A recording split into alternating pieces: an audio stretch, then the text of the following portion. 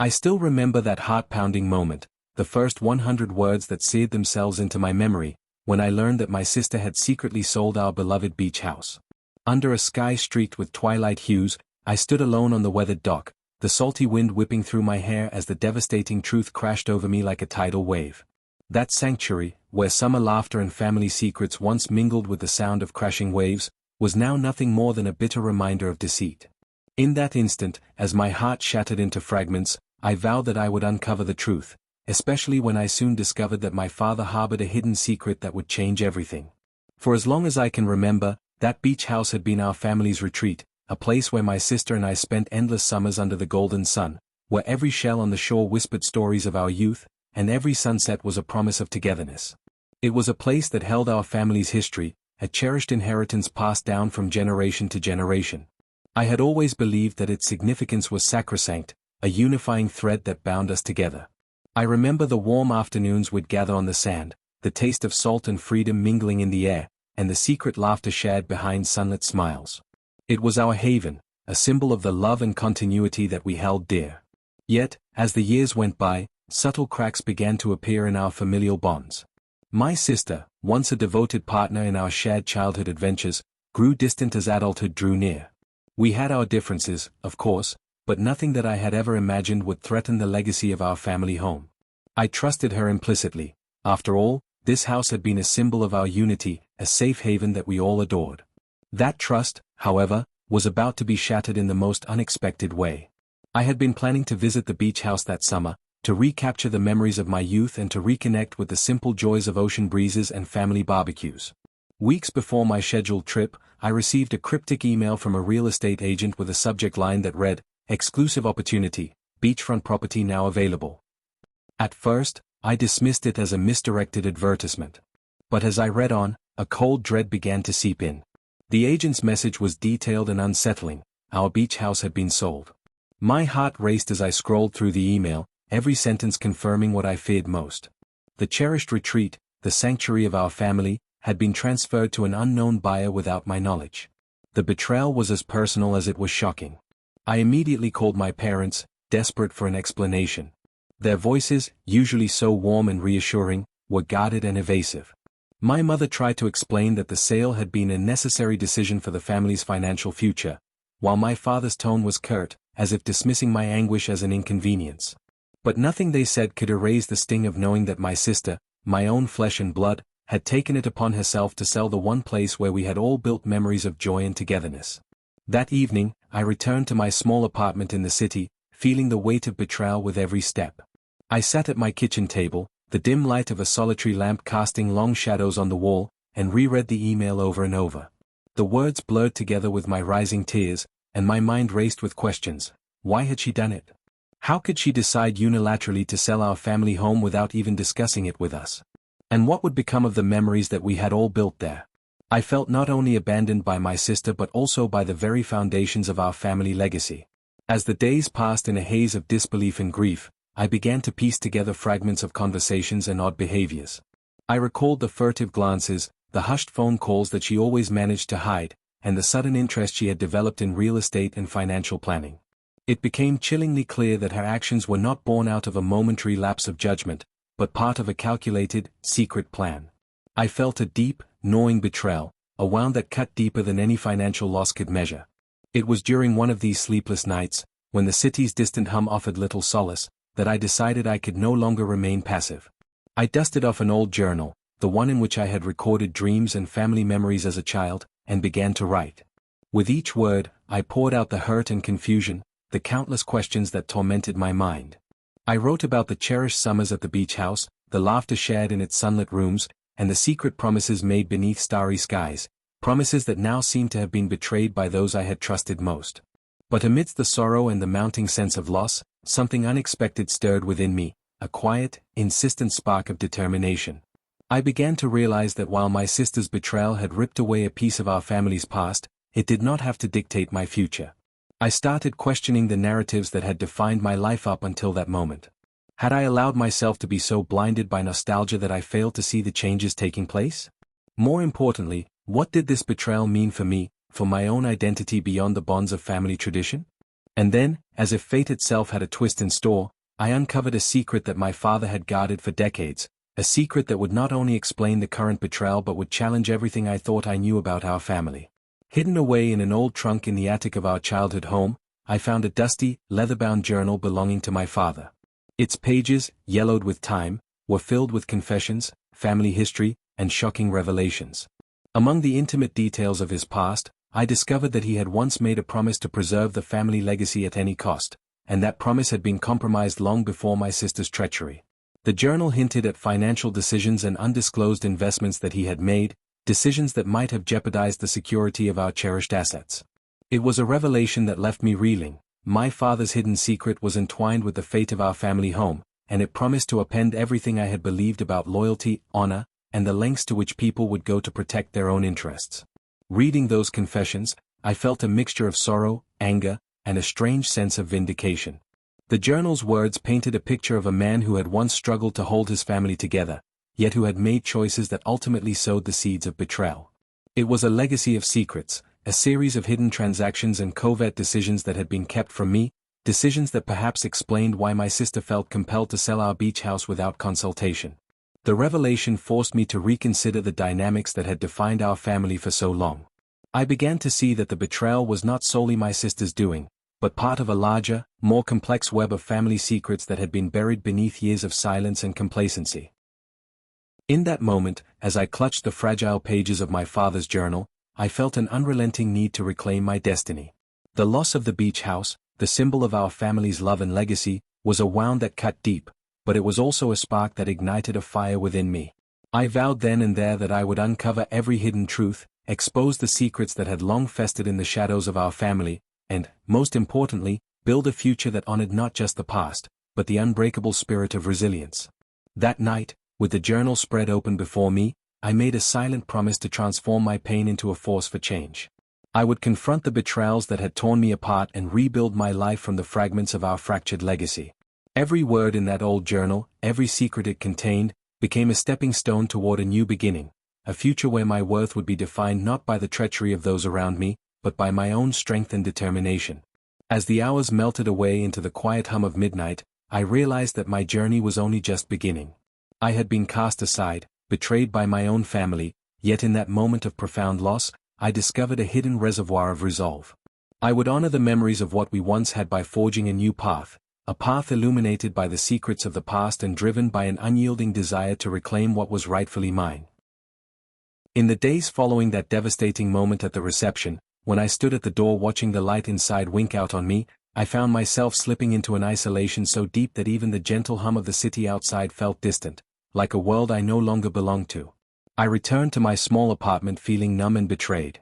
Every time I closed my eyes, I replayed the scene, the sneer of the security guard, the cruel laughter of my wife's friends, and that moment when I realized I was not part of the celebration of love and family. My heart pounded with the sting of humiliation, and for a while, I let myself sink into the pain. I spent countless hours on my worn-out couch, staring at the muted television screen, trying to distract myself from the questions that tormented me. Why wasn't I invited? What did I do to deserve this? These questions, sharp as broken glass, echoed in the silence of my apartment. I began to rummage through old photo albums and mementos of better times, the sunlit memories of shared vacations, the laughter we once enjoyed at family gatherings, and the countless promises whispered during those carefree, golden afternoons by the sea. Each image reminded me of the love I thought I'd built, only to be undermined by a single act of exclusion. As the days stretched into a hazy blur of sorrow and disbelief, a surprising quiet determination began to form within me, a realization that I couldn't let this betrayal define my future. I dusted off an old leather journal and, with trembling hands, began to write. I recorded every detail of that humiliating day, the hurt searing into each line, and slowly, my words transformed from anguished laments into a strategic outline for reclaiming my dignity. I realized that if my wife and her friends could mock me publicly, then I could forge a path that would prove my worth beyond their shallow judgments. Late one rainy evening, I found myself at my favorite corner cafe, the one with a slightly worn wooden booth and the comforting aroma of freshly brewed coffee. I met with Mark, a longtime friend whose steady presence had always been a lifeline. Over cups of bitter coffee and amidst hushed conversation, I recounted the series of events that led to my public exclusion. Mark listened intently, his eyes reflecting both sorrow and a quiet fire. "You deserve to be seen," he said firmly. "This isn't just about a reservation, it's about your value, and you must never let anyone convince you otherwise." His words resonated deeply, stirring something inside me. For the first time since that painful moment, I felt a spark of defiance, a tiny seed of determination that promised to one day blossom into something powerful. Encouraged by Mark's support, I resolved to take control of my narrative. I began by meticulously reviewing every email, text, and phone call from the weeks leading up to the vacation. I sought any sign, no matter how small, that might explain this deliberate exclusion. Slowly, I pieced together subtle hints, offhand remarks about last-minute changes, ambiguous messages that hinted at shifting plans, and even the occasional evasive answer when I inquired about arrangements. The pattern was unmistakable. My wife had orchestrated this entire situation. The realization stung deeply, but it also clarified a bitter truth. She had always seen my contributions as secondary, an afterthought in her pursuit of something more glamorous. Determined not to be cast aside again, I started mapping out my next steps. I created a list of concrete actions I could take, small goals that would help me rebuild my self-esteem and reclaim my space, both physically and emotionally. First on the list was to ensure that I would never be left out of the picture again. I resolved to communicate my worth clearly, to demand respect in every interaction, and to set boundaries that could not be ignored. I also began planning personal projects that would redirect my focus from the betrayal to my own growth, a plan to enroll in a short course on digital marketing, to update my professional skills, and perhaps even start a personal blog to share my journey. At work, I channeled the searing pain into renewed determination. I threw myself into projects that I had long been passionate about, ideas that had once been stifled by self-doubt. Every meeting became a platform for me to assert my capabilities. I began volunteering to lead new initiatives and found that my colleagues, those who had always seen my quiet strength, began to look at me with a new respect. Each success at work, whether it was a well-received presentation or the launch of a creative campaign, served as a small victory against the humiliation that had threatened to define me. I began to see that my value was not something to be measured by one isolated incident. It was built into every idea I generated, every late-night strategy session, and every risk I took for the sake of progress.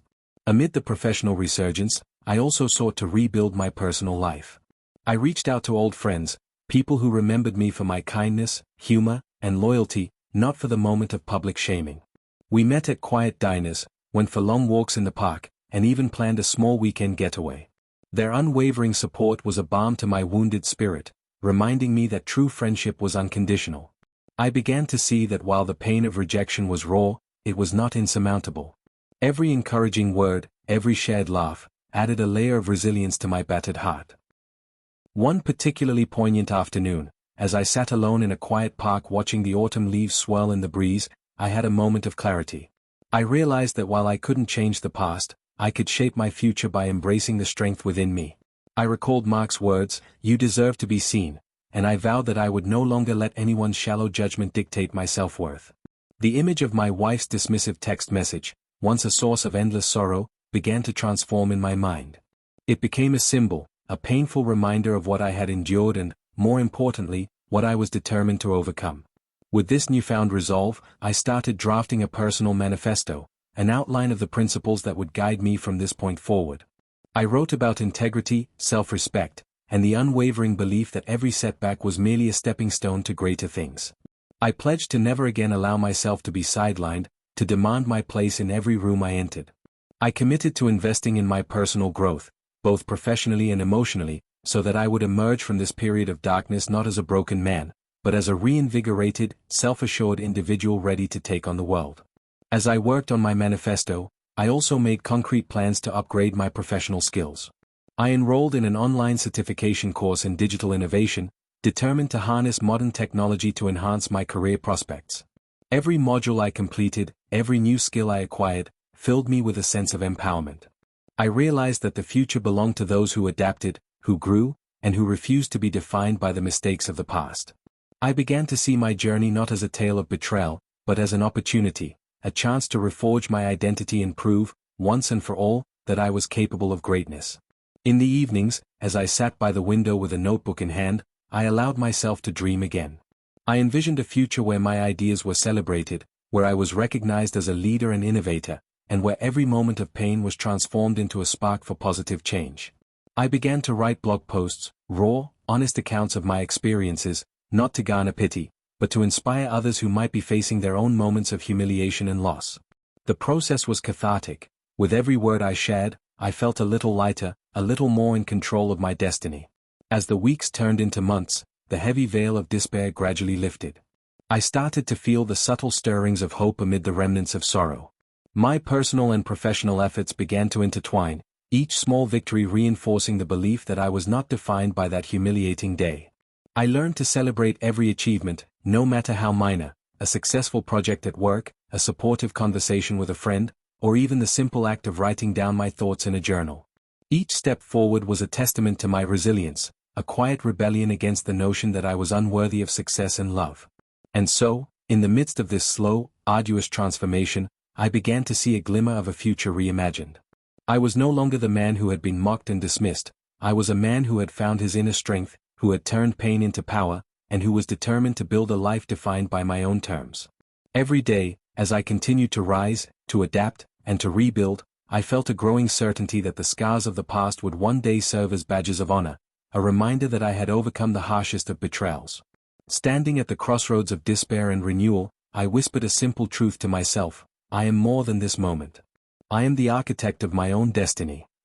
And with that affirmation echoing in my heart, I embraced the challenges ahead, ready to transform every setback into a stepping stone toward a future where my worth was recognized, and my dreams were finally within reach. The days turned into weeks, and slowly, as the sting of rejection receded into the background, I began to sense that the wound, though deep and jagged, was also the source of an unexpected power. I had spent endless nights locked in my apartment, rereading my journal entries and letting the memory of that humiliating day at the hotel sink into my bones. Every time I recalled the sneer of the security guard and the bitter laughter of my wife's friends, a part of me shuddered with raw pain. Yet with each recollection, I also felt a spark, a quiet defiance that whispered that I was meant for more than being left out, more than being mocked. That realization was the turning point, when I finally decided that my future would no longer be defined by someone else's shallow judgment. In the aftermath, I took stock of my life with a sobering clarity. I revisited the countless sacrifices I had made to secure our shared dreams, the late nights at work, the time spent planning vacations, the hope I had invested in a family that now seemed to have turned its back on me. The beach house, once our cherished retreat, was a bittersweet memory, a symbol of both joy and betrayal. In that moment, I realized that while I could not change the past, I had every right to shape the future. I resolved to rebuild my identity from the fragments of my shattered pride, using the pain as fuel to forge a new destiny. I began by transforming my personal space into a sanctuary of renewal. I redecorated my small apartment, replacing the cold, familiar walls with splashes of color and images of places I dreamed of visiting, a quiet nod to the life I wished to build. I spent days selecting photographs that captured moments of genuine joy and resilience, a candid shot of my son playing by the water's edge on a long-forgotten summer day, a family portrait taken in happier times, even a few snapshots of sunsets that promised new beginnings. Each piece I hung on the wall became a silent reminder that while the past was painful, it was also a foundation on which to build a brighter tomorrow. At the same time, I took deliberate steps to reclaim my professional identity. I threw myself into work with a passion that surprised even me. Every meeting, every project became an opportunity to prove, not to anyone else, but to myself, that I was capable of innovative ideas and strategic leadership. I started spearheading initiatives that challenged the status quo, proposing new digital strategies and more agile management methods that had long been stifled by outdated practices. Slowly, my colleagues began to notice the change. My voice in board meetings grew steadier, my presentations more assertive, and the quiet confidence that had been buried under years of doubt started to shine through. Each success, whether it was a well-received pitch or a minor breakthrough in an ongoing project, was a victory that chipped away at the remnants of humiliation. I began to see that my worth was not defined by a single act of rejection, but by the sum of my vision, creativity, and relentless perseverance. But the personal healing was perhaps the most transformative of all. I enrolled in workshops on emotional intelligence and personal growth, determined to unearth the strength that lay dormant within me. In these sessions, I learned that forgiveness was not about excusing the hurt, it was about liberating myself from the endless cycle of bitterness. I was taught to view every scar as a testament to my resilience, a badge of honor that signified the battles I had fought and won. Slowly, I began to let go of the burden of my wife's callous indifference. I confronted memories of her sneers and the humiliating moment at the reception, not to forget them, but to transform them into lessons. I started writing poetry and essays that chronicled my journey, each word an act of defiance against the notion that I was unworthy. I even shared my story on a personal blog, and the outpouring of support from strangers, people who had faced similar betrayals, reminded me that I was not alone. Their messages of encouragement, filled with empathy and shared wisdom, became a chorus of affirmation that bolstered my self-belief. One cool autumn afternoon, I decided it was time to confront the very source of my pain. I reached out to my wife, not with anger, but with a need for answers. I invited her to meet at a quiet cafe, the kind of place where hushed conversations could carry the weight of unspoken truths. As I waited in a secluded corner, my hands trembling ever so slightly, I replayed the events of that fateful day over and over in my mind. When she arrived, her expression was guarded, and the atmosphere between us was thick with tension. I asked her plainly, "Why did you decide that I wasn't worth a reserved room? Why did you let your friends mock me like that?" Her eyes flickered with a mix of guilt and defensiveness, and for a long, agonizing moment, silence stretched between us. She mumbled something about priorities and financial decisions, vague justifications that did nothing to soothe the sting of her actions.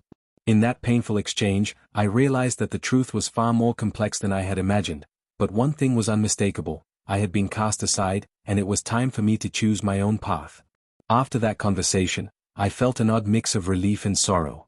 I knew I might never fully understand her choices or mend the fractured bonds of our relationship. But in that painful moment, I also recognized that my self-worth was not tied to her approval. I was determined to forge ahead, to rebuild not just a life of financial stability but one filled with purpose and authenticity. I decided to invest in my education, to take courses that would open new doors and broaden my horizons. I began to plan small, personal adventures, a weekend retreat in the mountains, a solo trip to a coastal town, to rediscover the beauty of life outside the confines of a broken relationship. I started to see my journey as a rebirth, a process of shedding old layers of hurt and emerging stronger, wiser, and more resilient. I would never forget the sting of that day, but I could allow it to fuel my transformation rather than define my existence. I wrote a new chapter in my journal, a manifesto dedicated to the idea that every betrayal, every act of rejection, was an opportunity to reclaim my identity. I pledged to myself that I would no longer live in the shadows of other people's choices. I would be the author of my own story, crafting a future that reflected my true worth and unyielding spirit. The transformation was gradual, a mosaic of small victories, a compliment from a co-worker, a successful project, a supportive word from a friend, that began to replace the bitterness of humiliation with the quiet confidence of a man who knew his value. I reconnected with old friends, those who had always seen the real me, and their unwavering support helped me mend the parts of my heart that had been shattered. In their company, I found laughter again, moments of genuine joy that reminded me that life, despite its hardships, could be beautiful. As the weeks turned into months, I realized that I was no longer defined by the cruelty of that one humiliating day. I had transformed the pain into a fuel for change, a change that was reflected in every decision I made, every goal I set, and every new opportunity one embraced. My apartment, once a symbol of my isolation, became a haven of creativity and renewal. The walls that had once echoed with sorrow now bore the vibrant strokes of my aspirations, photos of sunrises over new landscapes, sketches of future ventures, and quotes that inspired me to keep moving forward. I continued to push myself, both professionally and personally. I spearheaded initiatives at work that showcased my innovative ideas, turning skeptics into believers. Every board meeting became an arena where I could assert my vision and demonstrate that I was more than just the sum of a single, devastating moment. The confidence I rebuilt slowly but surely began to radiate, not as a facade, but as the genuine glow of a man who had faced the darkest of storms and emerged with his spirit unbroken. In the final stretch of this arduous journey, I found myself reflecting on the myriad of lessons learned along the way. I understood that betrayal, however deep, was not the final chapter of one story but merely a challenging prelude to a new beginning. I learned that true strength lies in the ability to transform pain into purpose, to let every scar serve as a reminder of one's capacity to overcome. I embraced forgiveness, not for the sake of those who had hurt me, but for the sake of my own liberation, to free myself from the chains of bitterness that had once threatened to paralyze me. Now, as I stand at the threshold of a future reimagined, I feel an unshakable sense of purpose. I have reclaimed my identity, redefined my dreams, and, most importantly, proven to myself that my worth is not measured by the shallow judgments of others but by the strength of my own vision. I no longer dwell on the betrayal that once cut so deeply. Instead, I channel that pain into every new opportunity, every creative endeavor, and every bold step toward building a life that is authentically mine. My journey is far from over. I know there will be moments when the ghosts of that day, of the security guard's callous words and the hurtful laughter that once echoed around me, will resurface. Yet, with each new sunrise, I choose to rise, to rebuild, and to forge ahead with unwavering determination. I have learned that every setback is simply a setup for an even greater comeback, and that the fire of resilience burns brightest in those who dare to reclaim their destiny. And so, with the weight of the past transformed into a foundation of strength, I step forward into a new era. I carry with me the lessons of every scar, every tear, and every moment of despair, and I use them as the building blocks for a future defined by hope, innovation, and the unbreakable spirit of a man who refuses to be defined by anyone else's judgment. I am the architect of my destiny, and I will continue to create a legacy that not only honors my journey but inspires others to find the courage to rise above their own betrayals.